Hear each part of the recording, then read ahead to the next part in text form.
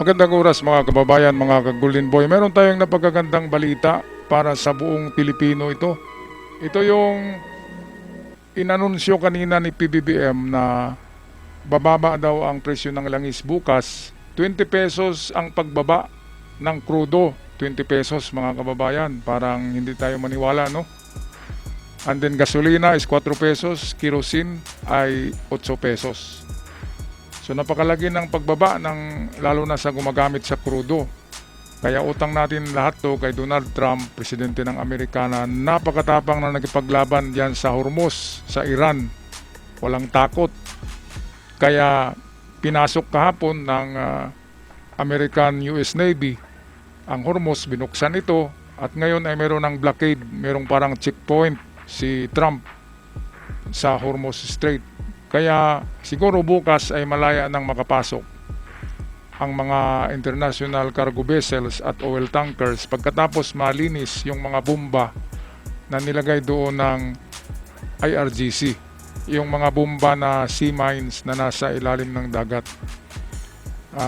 Kaya utang natin lang ang lahat ng ito ng pagbaba. Akala ko ay wala na talaga eh. Akala ko ay tuloy-tuloy na magdilim ang buong mundo dahil sa kakulangan ng enerhiya o langis. Kaya good news, ito ang UNTV atin pakinggan.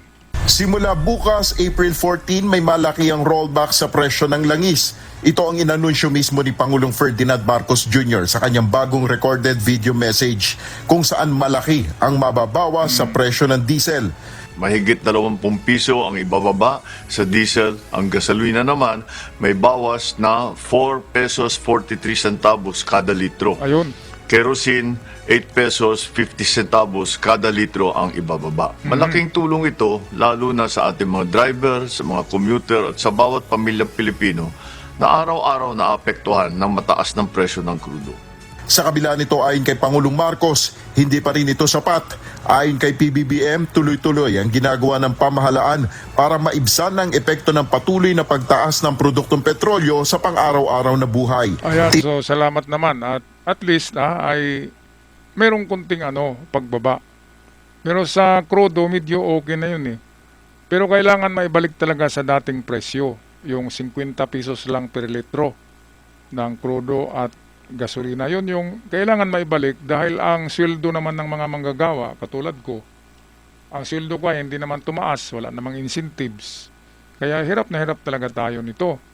Lalo na dyan sa Metro Manila, ang layo-layo ng mga opisina ng mga nagtrabaho, no? Kung nagkukotse ka, kahit nagmotorsiklo ka, ay napaka-aksaya talaga ng gasolina. Ang laki-laki ng budget. Ako nga dito lang, liit-liit lang ng syudad namin, ay gagastos ako ng nasa 200 to 300 bawat araw sa gasolina lamang, mga kababayan. Kaya dyan sa Metro Manila, sa Cebu, dyan sa mga malalaking syudad, napakagastos dyan. At tayo'y magtaka paano na lang kaya mabuhay ang mga tao dyan kung ganyan na ang mahal-mahal ng gasolina, di ba? Lalo na kahit na bababa ang presyo ng gasolina ngayon, bukas ay hindi din bababa yung presyo ng bigas eh. Diyan dapat papasok yung emergency powers ni PBBM. Dapat gamitin niya yan. Na dapat pagbaba ng gasolina, automatic din na bababa yung presyo ng mga bigas. Ng bigas, ng mga asukal, ng anumang pangunahing bilihin, prime commodities. Dapat bagsak kaagad ang presyo niyan kapag bababa ang presyo ng gasolina. Kasi nang tumaas ang presyo ng gasolina, automatic din sila nagtaas eh.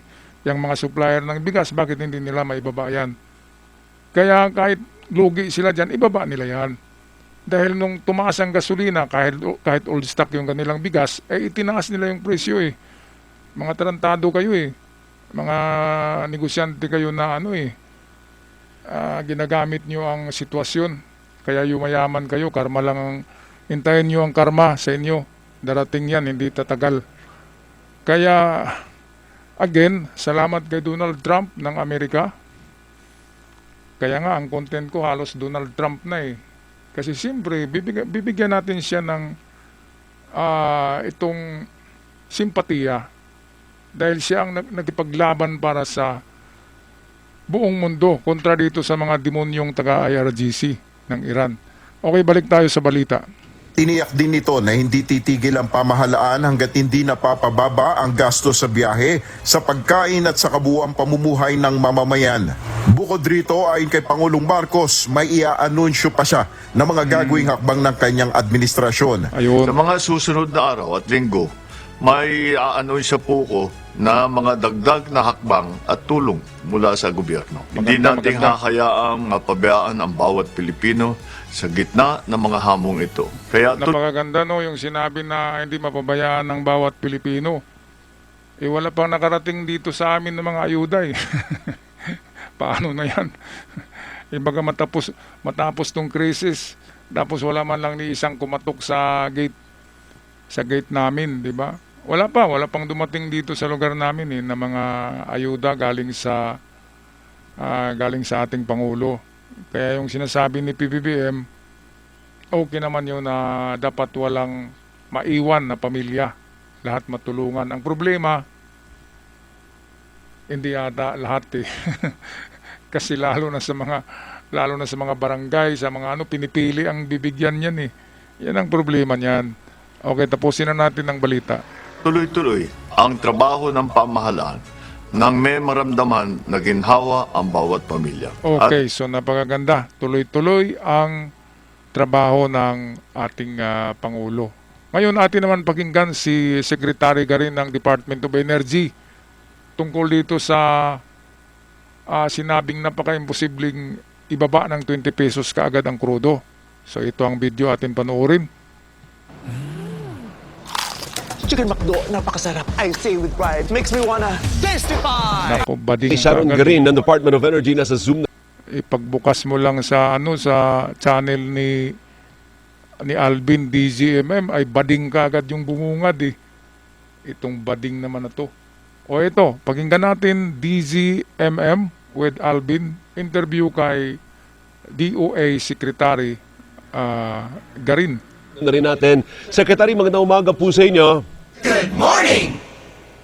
Morning, Alvin. Ay, ang boses ni Sek pagod na, no? Pero, Sek, Alright, good morning. anong basihan ni Pangulong Bongbong Marcos sa pagdeklarang mahigit 20 pesos ang rollback? Pati na rin po pala kayo, nag-post din po kayo, ano po? Apo, it's based on the calculations submitted by very mathematical yan, Alvin. Kinuha namin yung trading data sa international market, tapos ina-average siya. Tapos based on that, kinukumpara namin sa previous week. So it's very scientific yung niyan eh. Walang kung ano yung increase, yun po yung calculations ng bureau namin sa Department of Energy. Kasi bumaba yung presyo ng international market up to Friday. Ibig sabihin, Sek, paninindigan natin. Kasi sa kwenta naman namin, magkalayo tayo ng kwenta, pero mas nanaisin ko na ang tama yung presidente at yung Secretary Garin. Kasi mahigit 20 yun eh. Yung kwenta ko, Opo, 8 to 9 opo. pesos lang eh.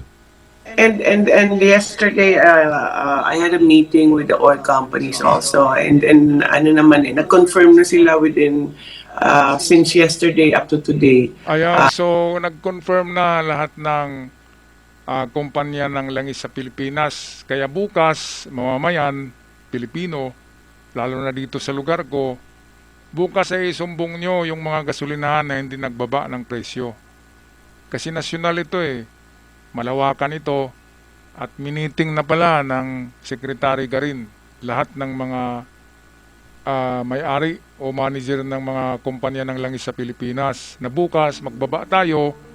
Kahit na old stock pa yung mga gasolina nyo dyan, ay ibaba na yan dahil utos ng Pangulo gamit ang kanyang emergency powers. Kung ayaw nyong makulong, huwag nyong sundin. Kaya napaka good news. Good news mga kababayan. Well, saludo ako kay PBBM dyan kung ganyan. Oh, by the way, yung mga balita ng mga trolls ng mga DDS, napatay na daw si PBBM, pinakita natin kanina, nagsalita, buhay na buhay. Kaya yung mga trolls na yan, ng China at ng mga DDS, ay huwag niyong paniwalaan yan. Palaging sinasabing patay si PBBM, may malubang sakit daw para pagdating ng eleksyon, hindi na yan ibuboto dahil maluba ang sakit. Nagsalita pa kanina eh. Kaya napaka-fake news. Ginagamit din yan na strategy ng Iran eh. Kasi ang nagturo talaga ng mga trolls na yan, yun yung China. Ang China talaga ang una gumagamit ng mga trolls.